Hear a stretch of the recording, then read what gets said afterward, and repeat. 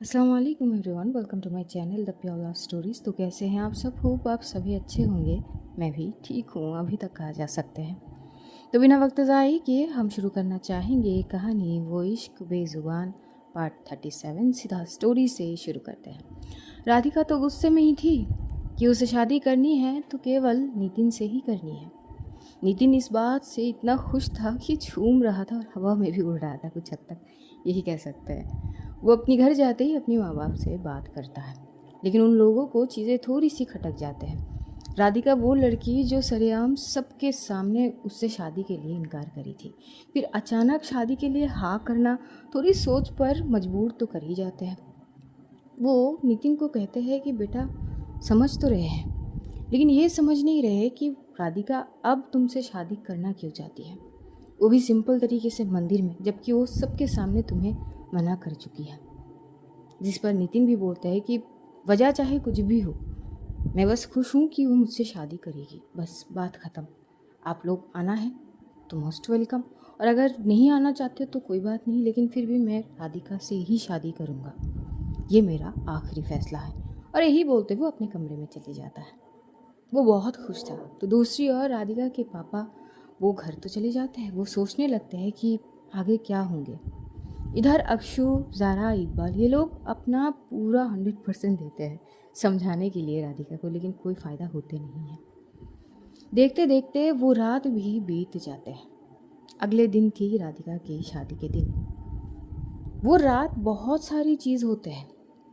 राधिका बहुत सारी चीज़ें सोचती है और इधर राधिका के लिए कपड़े वगैरह कुछ हद तक देविका इंतज़ाम कर लेती है। देविका को ये सब कुछ करने के लिए तो नहीं कही थी राधिका ने, फिर भी देविका सारी चीज़ अपने मन से कर रही थी, जिस पर सोचने पर मजबूर तो हो ही जाती है राधिका कि आखिरकार देविका ये सब कुछ क्यों कर रही है उसके लिए। हालांकि वो सवाल करती नहीं है। इधर राधिका के साथ अक्षु और ज़ारा ठहरे हुए थे। इकबाल जा चुका था। रात के 1 बजे अक्षु उठ के एकदम से बैठ जाती, क्योंकि वो तब से बस समझाती ही रह जा रही थी उसे। वो एकदम से बोलती है, एक बार और सोच लेना राधू, शादी है कोई मजाक नहीं और ना ही कोई खेल। अगर एक बार हो भी गए ना तो बदल नहीं सकते। नितिन तेरे लिए बिल्कुल भी अच्छा नहीं है। उस कमीने से अच्छा है कि कोई और इंसान, कोई और शख्स। जिस पर राधिका उठ के बैठती है और बोलती है कि जब फैसला लिए जा चुकी है तो बदलने की क्या ज़रूरत है, और ना ही बदली जा सकती है। तू अपने गुस्से में अड़ी है और गुस्से में लिए हुए फैसला हमेशा गलत ही होता है। नहीं, कभी कभार गुस्से में लिए जाए फैसला भी सही साबित होती है। हाँ, तू करने की क्या कोशिश करी? तभी वो टॉपिक को बदलने के लिए राधिका एकदम से बोलती, वैसे कायदे से देखा जाए तो आज हल्दी भी है और मेहंदी की रात भी, तो तुम लोग मेरे हाथों में मेहंदी नहीं लगाओगे क्या? ये बात सुनते ही अक्षु ज़ारा शॉक्ड हो जाते हैं। ज़ारा अक्षु की ओर देखती है, अक्षु ज़ारा की ओर देखती है। अक्षु तो एकदम से बोल देती है, मुझे नहीं लगानी कोई मेहंदी वगैरह। जिस पर राधिका भी बोल पाती है, ठीक है ज़ारा तू लगा दे। ज़ारा थोड़ी पॉज हो जाती है, तभी राधिका बोलती है, तुझे भी नहीं लगानी है तो कोई बात नहीं, मैं खुद ही लगा लूँगी। जिस पर अक्षु बोलती है, यार ये हद नहीं हो रही है तेरी, मतलब क्या हो क्या गई है तुझे? लगाएगी हाँ या नहीं ये बता, वरना मैं खुद ही लगा रही हूँ। और वो एकदम से मेहंदी की ट्यूब लेती है और लगाने शुरू कर देती है कि अक्षु एकदम से छीन लेती है। ठीक है लगा रही हूँ, पता नहीं क्या सोच कर तू ये कदम उठाई है। और वो उसके हाथों में मेहंदी लगा रही थी।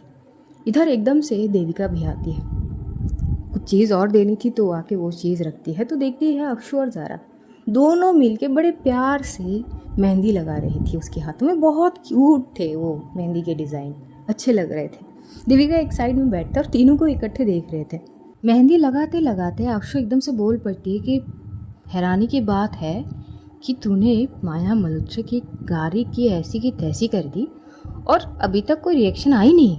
ये बात जैसी ही देविका सुनती है वो एकदम से शॉक्ड हो जाती है, क्योंकि देविका को इस बारे में कुछ नहीं पता थी और ना ही इस बारे में राधिका ने कोई जिक्र करी थी। देविका एकदम से बोलती है, गाड़ी क्या मतलब? तो भी एकदम से अक्षु बोलती है, ये आपको नहीं पता? नहीं, ये मोहतरमा जब वहाँ से आ रही थी ना तो गुस्सा पूरी की पूरी माया मल्होत्रा की गाड़ी पे उतारी गई।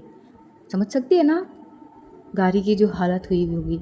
मैं तो सोच रही हूँ माया मल्होत्रा की शक्ल क्या होगी उस वक्त। ये सुनते ही देविका खड़ी हो जाती है। पता नहीं वो बहुत शॉक थी। उसकी शॉकिंग चेहरा देखते हुए राधिका एकदम से बोलती कि क्या हो गई। देविका एकदम से बोलती है कि वो नहीं कुछ नहीं, यू गाइस कैरी ऑन, मैं जाती हूँ। और वो वहाँ से चली जाती है चुप से। अक्षु भी एकदम से बोल पड़ती है कि अब इनको क्या हो गई, जिस पर राधिका जवाब देती है पता नहीं, पहली चीज़ ये बहुत अजीब बर्ताव करती है कभी कभार जो समझना मुश्किल है। इनकी बातें मेरी समझ में आती नहीं। दूसरी की मुझे समझ नहीं आ रही कि ये मेरी मदद क्यों कर रही है इतना।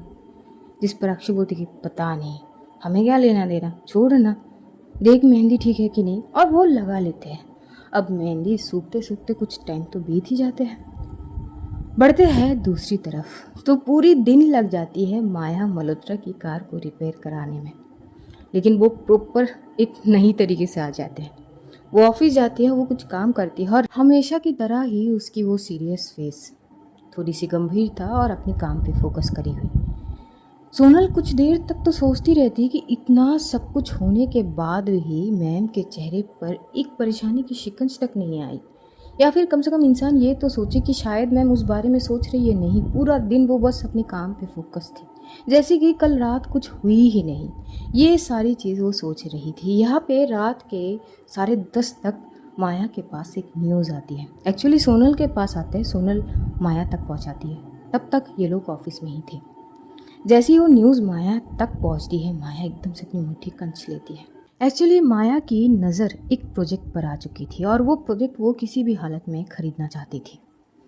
और माया को मात देने में मिस्टर बंसल पीछे पड़ जाते हैं, क्योंकि कहीं ना कहीं माया के आने के बाद उनके बिजनेस की ऐसी की तैसी हो चुके थे और वो किसी भी हालत पर माया को वो प्रोजेक्ट खरीदने नहीं देना चाहते थे। वैसे तो मिस्टर बंसल की बस की बात नहीं थे माया को रोक पाना किसी भी चीज़ में, लेकिन वो अपनी हर हाथ पार करके हर वो कोशिश कर रहे थे माया को रोकने की और वो प्रोजेक्ट खरीदने की।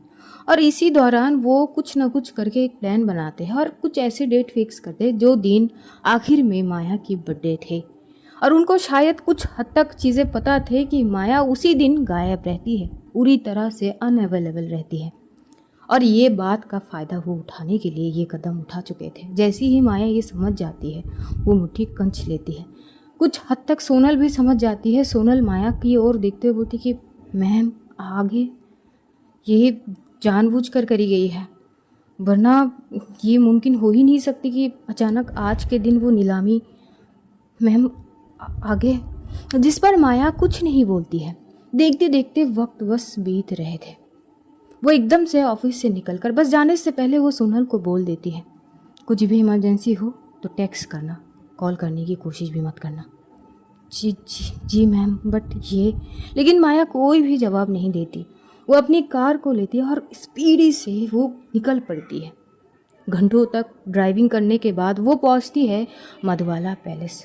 पता नहीं बहुत ज़्यादा गुस्से में थी। उसकी गुस्से उसकी आंखों में उतर आई थी। वो उसी कमरे में जाती है जिस कमरे में एक दिन वो कुछ देर के लिए सो गई थी। उसी कमरे में पैर रखते हुए उसकी आंखों की चीज़ें बदल सी जाती है। उन आंखों में जो भर भर के अभी गुस्सा आई हुई थी, पता नहीं एक नमी सी आ चुकी थी। और वो अंदर जाते ही दरवाज़ा बंद कर देती है। हाँ, आने से पहले एक स्टाफ को इतना बोल देती थोड़ी सी धीमी और स्ट्रिक्ट आवाज़ में कि उसे कोई डिस्टर्ब करना नहीं चाहिए। और उसकी वो लहजा काफ़ी खतरनाक थी, सब समझ जाते हैं। उसके आगे किसी के भी हिम्मत नहीं थे माया से कुछ पूछने की या बताने की। यही तक तो थी उस रात की माया की सीन। इधर देर रात तक सोनल की कॉल आती है देविका के फ़ोन पर, लगभग 2 बजे के आसपास, जब देविका अपनी कमरे में आ चुकी थी और सोच रही थी कि माया की कोई रिएक्शन नहीं आई। राधिका ने उसकी कार को इतनी बुरी तरीके से अगर तोड़ दी है तो ऐसे कैसे माया की रिएक्शन नहीं आई। बस इसी सोच में डूबी थी वो। और जैसी कॉल आती है वो कॉल रिसीव करती है। आगे सोनल बोल पड़ती कि सॉरी, शायद मैं बहुत लेट कॉल करी आपको। जिस पर देविका बोलती कि नहीं, इट्स टोटली फाइन सोनल, मैं अभी भी नहीं सोई हूँ, बोलो सब ठीक है। हाँ मैम, वो आपको पता है ना कि कल, हाँ मुझे पता है कि कल तुम्हारी मैडम का बर्थडे है और वो हमेशा की तरह आज भी, कल भी गायब है, आज से ही ना। जिस पर सोनल हामी भरती है। तभी देविका बोलती कि तो बताओ इतनी रात को कॉल करने की वजह।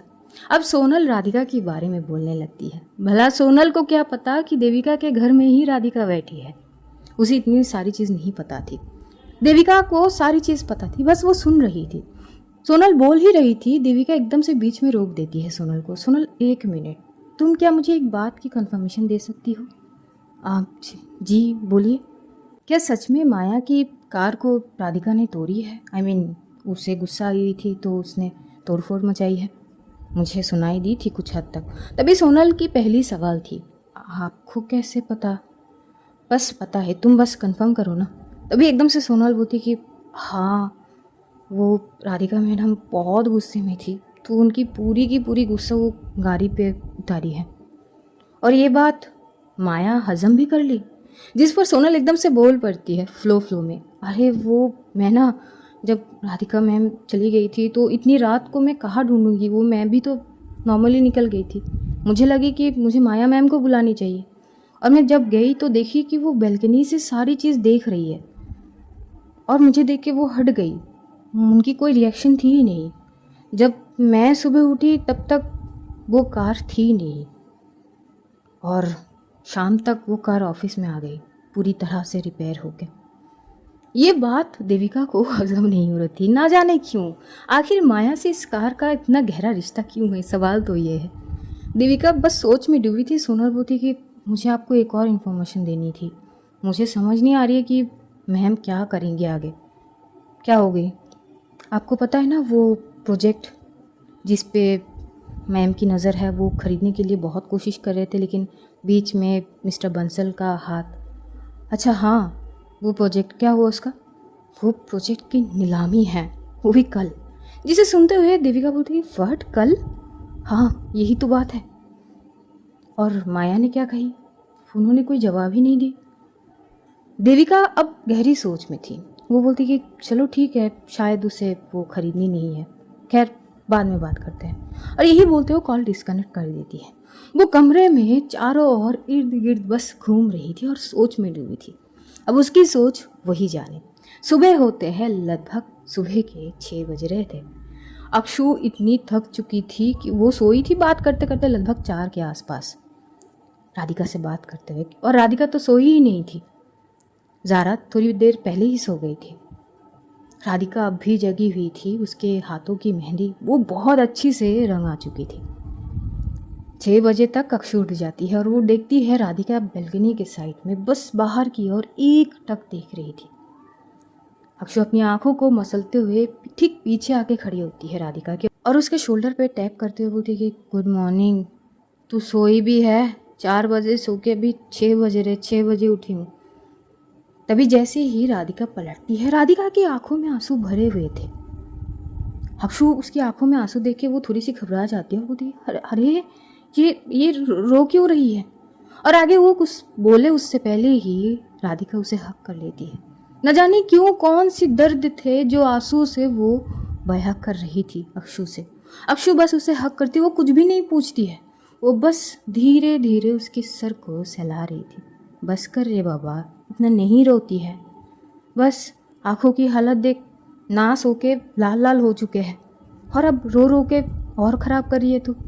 इन दोनों के बातों से ज़ारा भी उठ जाती है। जब ज़ारा उठ के देखती है कि ये दोनों एक दूसरे को हक करके रो रहे हैं, तो वो भी थोड़ी सी इमोशनल हो जाती है, और वो उठते हुए जाती है दोनों के पास, और वैसे ही दोनों को हक कर लेती है और बोलती है कि यार अकेले अकेले क्यों रोना, मैं भी तो हूँ ना, एक साथ रोते हैं। कुछ देर तक ये तीनों वैसे ही रहते हैं। फिर अक्षु पीछे होती है और ज़ारा भी। अक्षु राधिका की आंखों से आंसू को पोंछती है और बोलती है कि क्या हुआ, घबराहट हो रही है? जिस पर राधिका बोलती है कि नहीं, ऐसा कुछ नहीं। तभी अक्षु बोलती है कि पता है, आँखों के जज्बातों को छुपाया नहीं जाती है, केवल यही एक चीज़ है जिससे इंसान छुपा नहीं सकती है, आँखों की भाषा को बदल नहीं सकती। जिस पर राधिका कोई जवाब नहीं देती है। राधिका वॉशरूम चली जाती, फ्रेश वगैरह हो लेती है। देखते देखते 8 बज चुके थे। ये तीनों ही फ्रेश वगैरह हो लेते हैं, ब्रेकफास्ट करते हैं, और ब्रेकफास्ट करते दौरान भी देविका राधिका से पूछती है, राधिका कुछ घंटे ही बचे हैं, are you sure? Radhika Devika की ओर बस हामी भरती है कि हाँ वो श्योर है, बस तैयारी करे। देविका अपनी मम्मी पापा से बात करते हैं। वो लोग भी हम ही भरते हैं कि ठीक है बेटा, जैसे तुम लोगों को ठीक लगे, बस बेटा मंदिर की लोकेशन दे देना, हम पहुंच जाएंगे सही वक्त पर। बेटा आशीर्वाद दे सके वो भी नसीब की बात होगी। ये बात सुन के राधिका थोड़ी शॉक होती है, इतनी पॉजिटिव बात है, लेकिन वो सारी सोचों को फिलहाल मिटा देती है। अब यहाँ से बहुत सारी चीज़ की शुरुआत होती है। देविका राधिका की ओर देखती है और बोलती कि तैयार भी तो होनी है तुम्हें, 11 बजे तो हम यहाँ से निकल जाएंगे ना, और उधर शायद जिस मंदिर में शादी होगी वहाँ के इंतज़ाम भी शुरू हो चुके हैं, सारी तैयारियाँ। नितिन का मेरे पास कॉल आए थे और उसने कहा कि टाइम पर पहुँच जाने चाहिए, वो सवाल नहीं कर पा रहा है। ये बात सुनते ही अक्षु को बड़ी मिर्ची लग जाती है। वो तो गुस्से में आग बबूला हो जाते हैं, लेकिन फिलहाल इस गुस्से का वो करेगी क्या, वो शांत रहती है।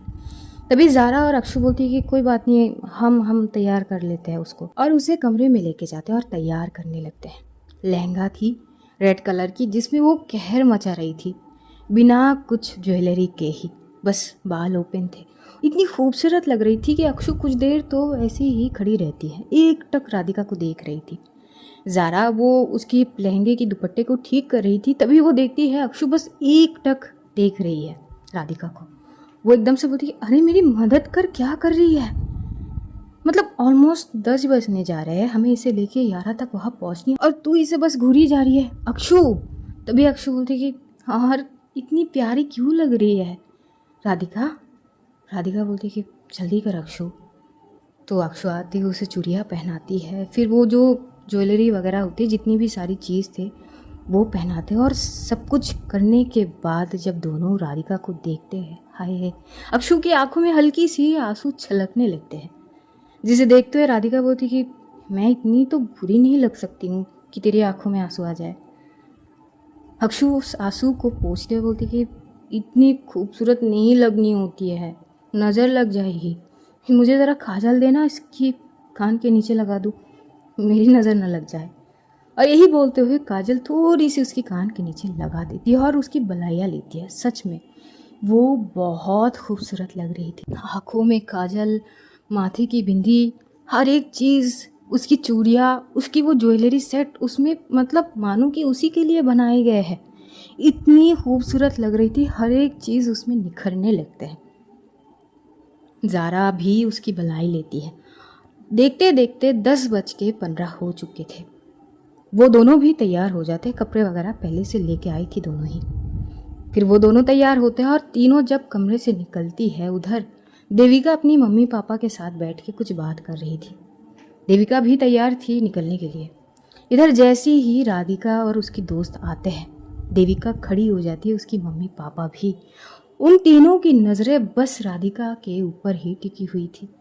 देविका के आंखें चमक जाती है राधिका को देख के, वो इतनी खूबसूरत लग रही थी। वो आती है राधिका के पास और एकदम से उसकी बलाई लेते हैं, बोलती कि ओह माय गॉड, तुम इतनी खूबसूरत लगोगी इस लहंगे में, मैंने सोची तो नहीं थी। लेकिन सच कहूँ तो ये लहंगा और ये सारी ज्वेलरी आई थिंक तुम्हारे लिए ही बनाई गई है, बड़ी शिद्दत से। जिस पर राधिका कुछ नहीं बोलती है, उसकी आंखें भरे हुए थे आंसू से, हल्की सी लाल थे, चेहरे पे मुस्कान थी ही नहीं। बस इतना कहती है कि हमें देर हो रही है। उधर वो जाती है, देविका की मम्मी आती है और ढेर सारा आशीर्वाद देती है राधिका को। देविका की मम्मी को देख के उसकी आंखें थोड़ा और नम हो जाती है, उनकी पैर छूती है वो, और वो भी उसे हक करती है। यहाँ की चीज़ ख़त्म होती ही देविका इन तीनों को लेके ही निकल जाते, बस अपनी मम्मी पापा को बोल दी क्योंकि वो थोड़ी देर में आएंगे, कुछ काम थे, उनको बोल दिए थे कि उस लोकेशन पे आप वक्त पर पहुंच जाइएगा। ऐसी होती है। लगभग 20 मिनट लगती है देविका को उस मंदिर की जगह पे पहुंचने की, और जैसे ही वहाँ पर पहुँचे जाते हैं, वहाँ पर राधिका के पापा मौजूद थे। राधिका के पापा, नितिन के मम्मी पापा, खुद नितिन अच्छे से तैयार होके, बिल्कुल दूल्हा जैसा शेरवानी पहना था बस, और मस्त लग रहा था, वैसे भी वो हैंडसम है। वहाँ पर सब रेडी थे। पंडित जी थे 2 जो मंत्र जाप कर रहे थे। अग्निकुंड के पास ही नितिन के मम्मी पापा बैठे हुए थे, कुछ पूजा पाठ ऑलरेडी चल रहे थे वहाँ पर। उस अग्नि में चावल, घी और भी बहुत सारी चीज़ें डाले जा रहे थे। नितिन एक साइड पे बस खड़ा था और नज़रें बस बाहर की तरफ, रास्ते की ओर, जहाँ से उसकी दुल्हन यानी राधिका चलती हुई आएगी। और एक साइड पे राधिका के पापा जो थोड़ी सी मायूसीपन में खड़े थे, वो भी राह देख रहे थे अपनी बेटी की आने की। और जब राधिका की ऊपर नितिन का नज़र पड़ता है, भाई साहब मानो कि इर्द गिर्द सारे चीज़ शोर आना बंद हो गए हो। उसे सामने और कुछ नज़र ही नहीं आ रहा था, केवल राधिका को ही देख रहा था वो एकटक। जैसे जैसे राधिका धीमे कदम बढ़ा रही थी आगे नितिन की ओर, वैसे ही नितिन के मन और भी ज़्यादा विचलित होने लगता है। वो खुशी को संभाल नहीं पा रहा था और वो एकदम से आगे आने लगता है कि तभी पंडित जी रोक देते हैं कि बेटा आप यहाँ आके बैठे। नितिन रोक जाता है वहाँ पर। मन तो नहीं था उसका, मन था कि वो जाए और राधिका की हाथ थामे और उसे खुद अपने साथ चलते हुए यहाँ पर लेके आए, लेकिन वहाँ पे रोक दिए जाते हैं और वो वहाँ पर बैठ जाता है आसन पर। उसके कुछ पूजा वगैरह हो रहे थे, पंडित जी कुछ और लगाते उसके तिलक पर, वहाँ पर सारी चीज़ चल ही रहे थे। इधर राधिका को पूरी दुल्हन के अवतार में देख के उसके पापा की आंखें थोड़े से नम हो जाते हैं। राधिका सीधा आती है अपने पापा के पास, उनकी पैर छूने लगती है, लेकिन वो उसे पकड़ते हुए हक कर लेते हैं। कुछ देर ऐसे रहते हैं और हक करते हुए बोलते हैं कि बेटा तुम सोच कर रहे हो ना जो कर रहे हो। राधिका बस अपनी सर हिला देती है हामी में, वो एक शब्द तक नहीं बोलती है, कुछ नहीं बोलती है। थोड़ी देर ऐसे रहने के बाद वो थोड़ी अपने पापा से पीछे होती है और सामने की ओर देखती है जहाँ पर नितिन की मम्मी पापा के साथ नितिन उस जगह पर बैठे हुए हैं और बगल में शायद अब राधिका को जाके बैठनी है। वो पीछे पलटती है तो देखती है अक्षु ज़ारा। अक्षु की आंखें अब भी कह रही है मत कर। वो आंखें पड़ सकती थी लेकिन वो इग्नोर कर लेती है। थोड़ी देर में वहाँ इकबाल भी पहुँचता है तैयार होकर। वो भी देखता है कि राधिका बहुत खूबसूरत लग रही है, तो अक्षु को बोलता है यार ये तो बहुत खूबसूरत लग रही है, कहाँ से सजा के लाई है इसे। जिस पर अक्षु बोलती कि हम दोनों ने सजाया है। इतनी खूबसूरत यार, इतनी खूबसूरत तो ये इसके पहले भी नहीं लगे थे वो जब कोर्ट मैरिज। तभी अक्षु एकदम से बोलती कि तू चुप रहेगा, मुझे समझ नहीं आ रही है कि मैं कैसे क्या करूँ और तू यहाँ पे बके जा रहा है आने के बाद, शांत हो जा। इकबाल चुप हो जाता है। वो समझ सकता था कि अक्षु के ऊपर क्या बीत रही है। एक्चुअली जब दोस्त कुछ गलती करने जाए ना और मजबूर होके वो कुछ भी नहीं कर पाए तो इससे भारी लाचारी हालत और क्या हो सकता है। अक्षु की भी वही थी। अब वो क्या कर सकती है, राधिका के आगे कुछ बोल भी नहीं सकती। राधिका अपना फैसला ले चुकी थी। अब राधिका धीरे धीरे आगे बढ़ती है और वो जाती है उस जगह पर, नितिन के पास जाके बैठ जाती है। और जैसे बैठ जाते हैं दोनों के हाथ एकत्रित करके पहले तो एक धागा बांधे जाते हैं और कुछ मंत्र जाप करे जाते हैं। ये प्रोसेस थोड़ा लंबा है, पंडित जी पहले से ही बोल देते हैं कि देखिए थोड़ा सब्र करिए, प्रोसेस थोड़ा लंबा है, हम एक एक करके सारी चीज़ को पहले पूरा कर लेते हैं। वैसे ही होते हैं, वो धीरे धीरे हर एक चीज़ कर रहे थे। पूजा स्टार्ट होते हैं तब से ही। देविका एक साइड पे खड़ी थी। कुछ ही देर में वहाँ पर देविका के मम्मी पापा भी आ जाते हैं और वो देखते हैं, वो मिलते हैं राधिका के पापा से। देविका राधिका के पापा से मिलती है और अपनी मम्मी पापा से भी मिलाते हैं। सब खड़े थे वहाँ पर, मानो कि हवा भी थोड़ी सी रूखापन से भरपूर है। पता नहीं, बहुत अजीब सी सिचुएशन थे वहाँ पर। सब मायूस ही थे, परेशान थे। अगर किसी के चेहरे पे मुस्कुराहट थे तो केवल नितिन के चेहरे पर। नितिन के मम्मी पापा भी शायद खुश नहीं थे, वो लोग शायद बहुत कंफ्यूज थे या क्या थे वही जाने। लेकिन नितिन बहुत खुश था और हर एक चीज़ वो बहुत खुश मिजाजी और हंसते हुए कर रहा था।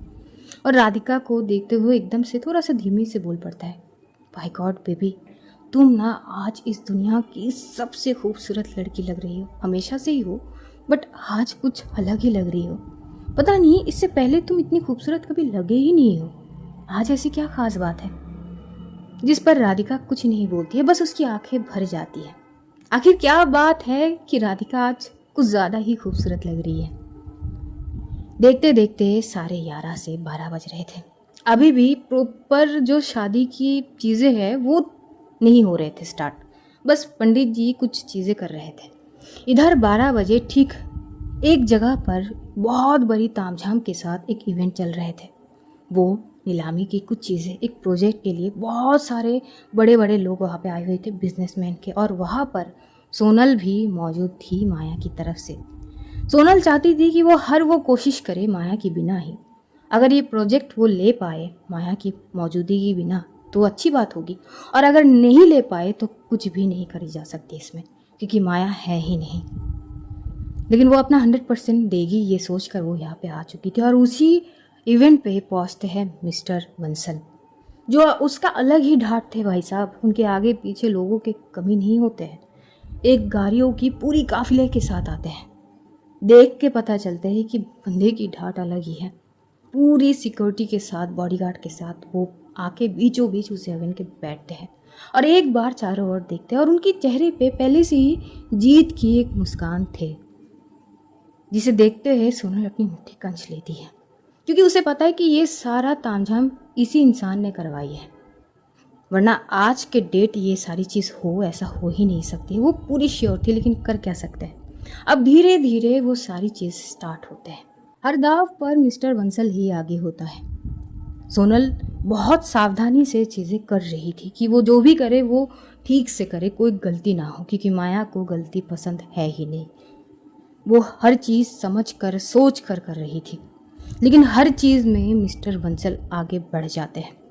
देखते देखते प्राइस बहुत ज़्यादा बढ़ चुके थे, और वहाँ पे जितने भी सारे लोग थे उनके लिमिट क्रॉस कर चुके थे। उनकी बस की बात नहीं थे कि इस आगे कुछ भी ये लोग बोले। वो लोग पीछे हट जाते हैं। थे तो बस माया मल्होत्रा और मिस्टर बंसल, ये तो पहले से ही तय थे। सब लोगों को पहले से ही पता थे कि ये सीन तो होने ही है। ये एक पहला ऐसा प्रोजेक्ट है जिसके पीछे दो बड़े बड़े हस्ती एक दूसरे से टकरा रहे थे। एक तरफ माया मल्होत्रा तो दूसरी तरफ मिस्टर बंसल। कुछ लोग मिस्टर बंसल को चेयरअप कर रहे थे, क्योंकि अभी तक वो आगे ही है। लेकिन फिर भी सोनल हार नहीं मानती। वो अपना हर वो कोशिश करी थी, लेकिन मिस्टर बंसल जैसे कॉन्फिडेंस में आ गए थे कि वो दाव वो खेल चुके हैं और वो जीत भी गए हैं। वो बस बिना सोचे बस दाव को आगे बढ़ा रहे थे। इधर देखते देखते एक समय में सोनल चुप हो जाती है, क्योंकि इस प्रोजेक्ट का अब जितनी भी प्राइस है वो ज़्यादा है, और इस बारे में तो उसने माया से बात भी नहीं करी। बिना बात करे उस आगे बढ़ ही नहीं सकती है। इसी बात के लिए वो चुप हो जाती है, और उसका चुप होना हार मानी जाती है। मिस्टर बंसल जैसे ही देखते हैं कि सोनल बैठ गई है और वो चुप है, उसका सर झुकी हुई है, तो एकदम से वो अपना हाथ मुट्ठी खींचते हुए चिल्ला पड़ता है कि यस, मैं जीत गया। वहाँ पर ही मिस्टर बंसल को जीत की बधाई दिए जाते। सब बहुत खुश थे, तालियों के गूंज के साथ उनका स्वागत करे जाते हैं, और नीलामी का आखिरी अनाउंसमेंट भी हो जाता है कि मिस्टर बंसल वो प्रोजेक्ट ले चुके हैं। और बहुत तेज़ी से ये न्यूज़ फैलती है, बहुत तेज़ी से। लेकिन अचानक वहाँ पर कुछ ऐसी सीन होती है कि जो तालियों की गूंज एकदम से अब बहुत शोर से सुनाई दे रहे थे, अचानक वो धीरे धीरे कम हो गए। मिस्टर बंसल बस वहाँ पर गए थे कुछ फॉर्मेलिटीज़ के पेपर साइन करने के लिए, उनको रोक दिए जाते हैं।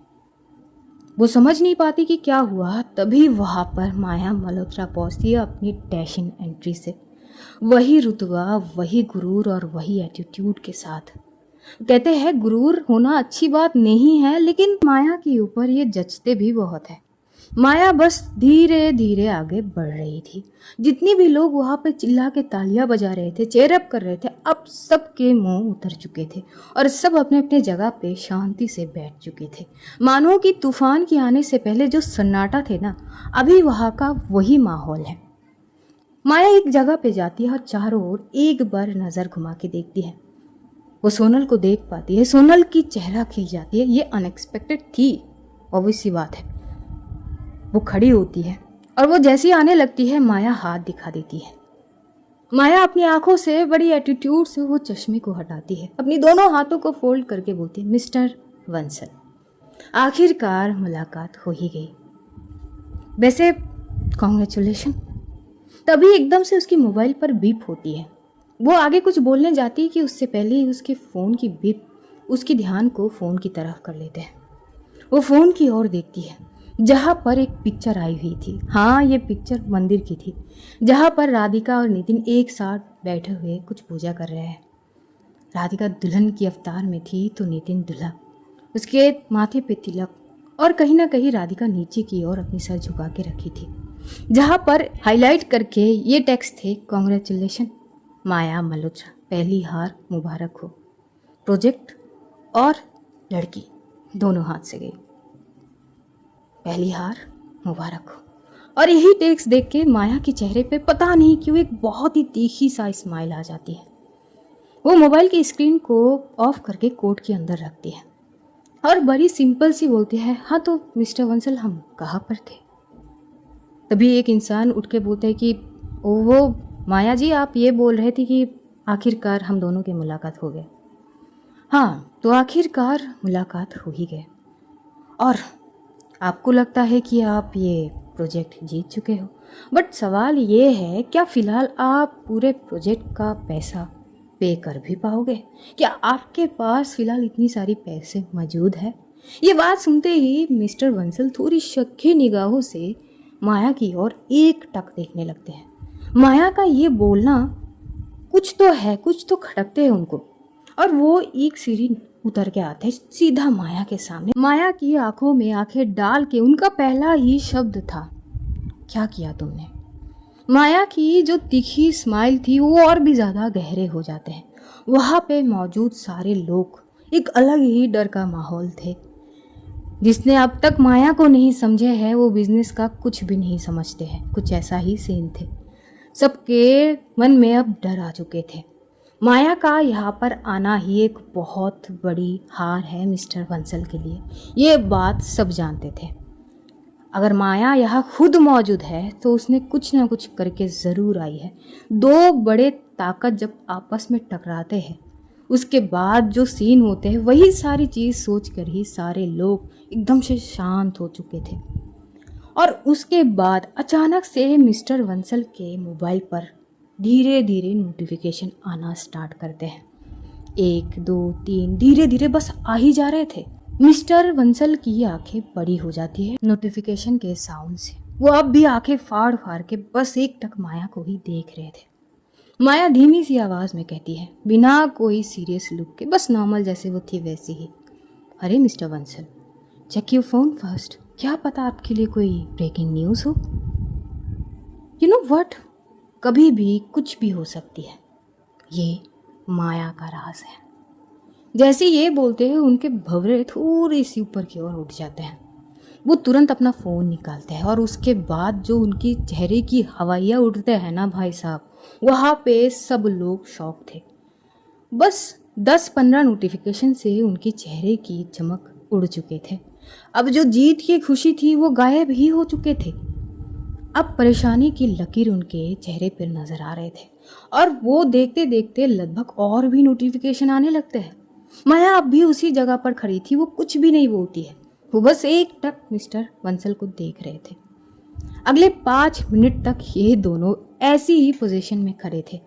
5 मिनट बाद मिस्टर बंसल ना इधर देखते हैं ना उधर। वो बस वहाँ से निकल जाते हैं। हाँ, जाने से पहले वो एक बार मुड़ के माया की ओर देख के ये ज़रूर कहते हैं कि तुम्हें मैं देख लूँगा। और वहाँ से वो जैसे ही जाने लगते हैं तभी माया भी बिना पलटे ही कहती है, जीती हुई बाजी को हराकर फिर से जीतने की नाम माया मल्होत्रा। मिस्टर बंसल याद रखना। मिस्टर बंसल वहाँ से निकल जाते अपनी मुट्ठी खींचते हुए। मैनेजमेंट टीम से उनको बुलाए जाते हैं कि मिस्टर बंसल आपके फॉर्मेलिटीज़ पेपर, जिस पर माया बोलती है कि वो तो चले गए, और रही बात फॉर्मेलिटीज़ के पेपर, मैं हूँ ना। अब वो एकदम से जाती है, उनमें सिग्नेचर वगैरह कर देती है और वो प्रोजेक्ट आखिर में माया मल्होत्रा की ही नाम होती है। ये तो किसी ने भी एक्सपेक्ट करे ही नहीं थे। खुद मैनेजमेंट वाले भी तो बहुत शॉक थे। माया वहाँ से निकलकर सोनल की ओर देखती है। सोनल आती है। सोनल थोड़ी सी डिसअपॉइंट थी खुद ही से। वो आके एकदम से सॉरी बोलने लगती है, लेकिन माया उसे वो बोलने की मौका नहीं देती है। वो फाइल उसके हाथ में पकड़ा देती है और उसके बाद वो एकदम से आती है बाहर उस चीज़ से। सोनल पूछने वाली थी कि मैम, लेकिन पूछने की मौका मिले तब ना। वो कुछ पूछे उससे पहले ही माया वहाँ से निकलकर अपनी कार में बैठती है और बड़ी तेज़ी से वो कार आगे बढ़ाती है। सोनल कुछ समझ ही नहीं पाती है। दूसरी ओर मंदिर के वहाँ पर अब तो सबर के बांध टूटता है नितिन का। वो एकदम से पंडित की ओर बोलते कि अरे वो पंडित, क्या साल भर का मंत्र वगैरह सब एक ही दिन में पढ़ लोगे क्या? अरे शादी करना है, थोड़ा जल्दी करो। 1 घंटे से बस मंत्र पढ़े जा रहे हो। कब करूँगा शादी में? देखो मैं सब्र नहीं कर सकता, मुझे बस शादी करना है, जल्दी जल्दी करो। जिस पर पंडित भी बोलते कि देखिए हर एक चीज़ की एक समय होते हैं और नियम के अनुसार ही सारी चीज़ करनी पड़ते हैं, वरना ये शादी संपूर्ण होंगे ही नहीं। अरे हो जाएंगे, आप जल्दी करो। तभी नितिन के मम्मी पापा उसे रोक देते हैं, सब्र करो, कर रहे हो ना शादी। यहाँ पर पंडित जी अब बोलते हैं कि ठीक है, दोनों खड़े हो जाइए, फेरे लेने पड़ेंगे आप। जैसे ये बोलते हैं राधिका उठ के खड़ी होती है। उसके पैर इतने भारी हो चुके थे उस जगह पर, मानो कि वो उसके साथ नहीं दे रहे हैं, लेकिन फिर भी वो उठती है। मन तो पूरी तरह से भारी हो चुके थे। पहले तो मायूसीपन थे, पर अब उसकी शक्ल देख के लग रहा है कि वो कितनी तकलीफ में है, उसे कितनी तकलीफ हो रही है हर एक चीज़ करने में। इधर नितिन एकदम से बड़े कस के उसके हाथ पकड़ लेता है और एकदम से बोलते कि हम ऐसे ले सकते हैं, फिर कुछ बांधने की ज़रूरत है नहीं, क्यों? राधिका कोई जवाब नहीं देते। पंडित जी तो अपनी मंत्र जाप कंटिन्यू कर ही रहे थे। इधर राधिका की आंखों में जो आंसू जम चुके थे, भरे हुए थे, अब वो सैलाब में आ जाती है। अब वो गाल को सिरकती हुई सीधा जमीन पर वो आंसू की बूंद एक एक करके गिर रहे थे। अक्षु को देख के बहुत तकलीफ होती है, लेकिन ये ऐसी सिचुएशन है कि जब तक राधिका कुछ ना कहे कोई कुछ भी नहीं कर सकते हैं। अगर ये शादी रोकनी है तो वो केवल राधिका ही रोक सकती है, उसके अलावा और कोई भी नहीं। अक्षु बस मन ही मन प्रार्थना कर रही थी कि भगवान कुछ भी हो जाए, बस ये शादी ना हो, कुछ भी हो। आगे पंडित जी बोल पड़ते हैं कि आप फेरे के लिए आगे बढ़े। इधर नितिन तो बहुत खुश था और खुशी के मारे वो पीछे की ओर पलट के भी नहीं देखता है राधिका की ओर। वो बस राधिका के हाथ को पकड़ते हुए एक कदम आगे बढ़ाता है, लेकिन राधिका अपनी जगह पर स्तब्ध खड़ी थी, पूरी स्टैचू बनकर। जैसे ही नितिन देखता है कि उसे खिंचाव महसूस हुआ है, वो पीछे पलटता है, देखता है राधिका अब भी वैसी ही खड़ी है।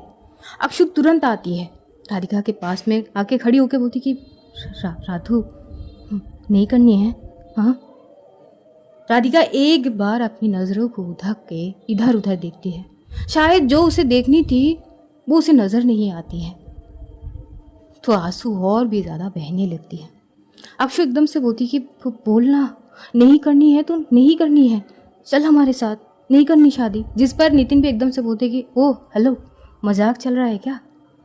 आधे तैयारी हो चुके, फेरे लेने हैं, फिर मांग भरूंगा, मंगलसूत्र पहनाऊंगा, बस बात खत्म।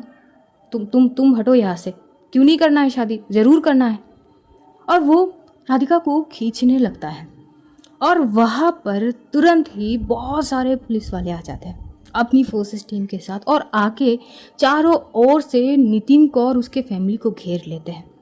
नितिन के मम्मी पापा एकदम से शॉक्ड हो गए थे। वो कुछ समझने से पहले ही एक बड़ा ऑफिसर आके बोलते हैं कि आप लोग हमारे साथ जा रहे हो, mister Nitin you are under arrest. ऐसा माहौल होंगे किसी ने सोचा तो नहीं थे। अक्षु तो एकदम से शॉक थी। देविका कुछ समझने से पहले ही वहाँ पर एंट्री होती है माया मल्होत्रा की। बड़ी नॉर्मल तरीके से चलती हुई आती है और आके सीधा राधिका के सामने, मतलब दूसरी तरफ सामने खड़ी होती है और वो अपनी सामने देखती है राधिका। राधिका की आंखों से अब भी आंसू बह रहे थे। तो नितिन बस पुलिस वालों से झगड़ रहा था कि आप लोग ऐसा नहीं कर सकते, ये मेरा पर्सनल टाइम है, मैं शादी कर रहा हूँ, आप लोग ऐसे कैसे मुझे पकड़ सकते हो। बहुत सारे बहस वगैरह कर रहे थे।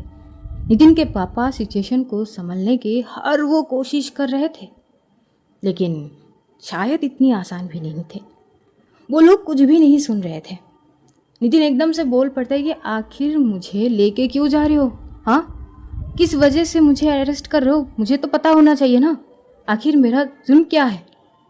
जिस पर ये बोले जाते हैं कि उसके सारे इलीगल कामों की एविडेंस पुलिस के पास है और उसी ते चलते हुए उसको गिरफ्तार भी करे जा रहे हैं। कुछ डॉक्यूमेंट्स की चीज़ें तो उसे भी दिखाए जाते हैं, जिससे नितिन पूरी शॉक था और उसके मम्मी पापा तो इससे भी ज़्यादा शॉक थे।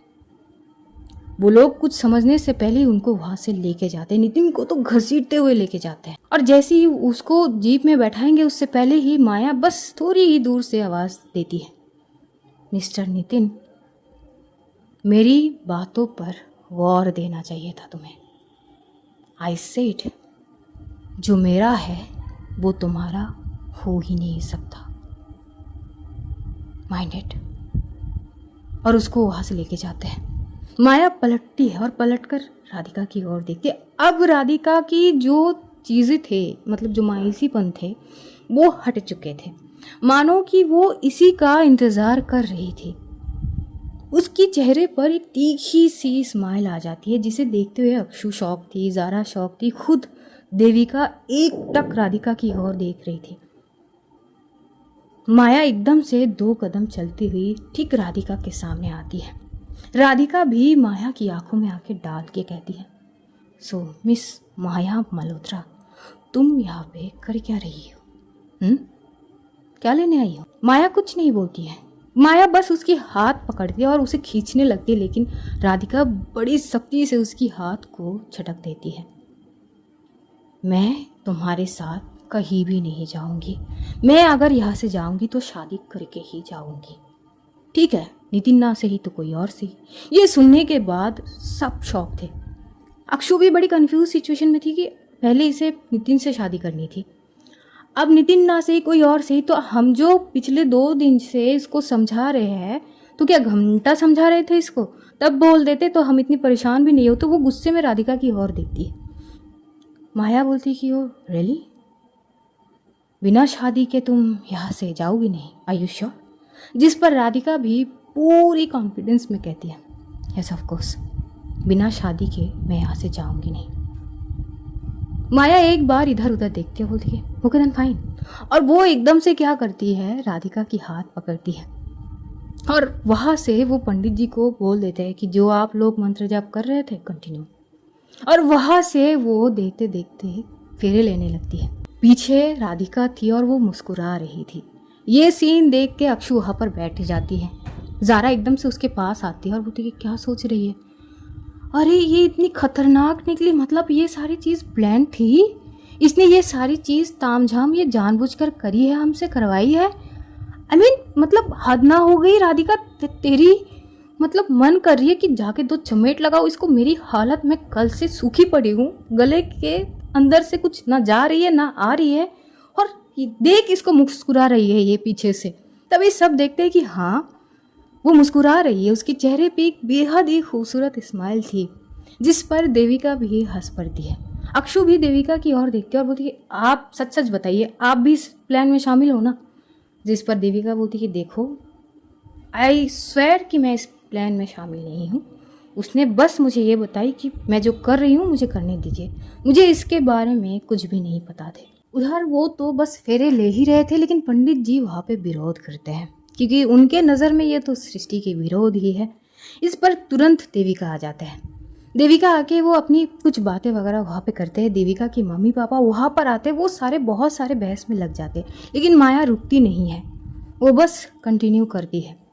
और राधिका हंसते हुए हर एक चीज़ कर रही थी, नियम के अनुसार ही सारी चीज़ करते हैं। पता नहीं देविका की मम्मी पापा और देविका मिलके एक पंडित जी को समझा लेते हैं कुछ हद तक, तो वो बता देते हैं कि कुछ फेरे जो माया ले चुकी थी आगे राधिका आएगी और बाकी चीज़ वो लेगी, तो वैसे ही होते हैं। और उसके बाद इतनी जल्दबाजी में चीज़ें हो रहे थे, समझना मुश्किल। पहले तो लोग शॉकिंग से नहीं बाहर आ पा रहे थे।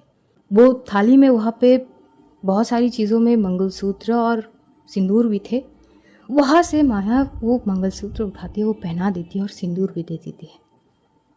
जब सिंदूर वो डाल रही थी उसकी मांग में, राधिका के चेहरे और भी ज़्यादा खिल जाती है।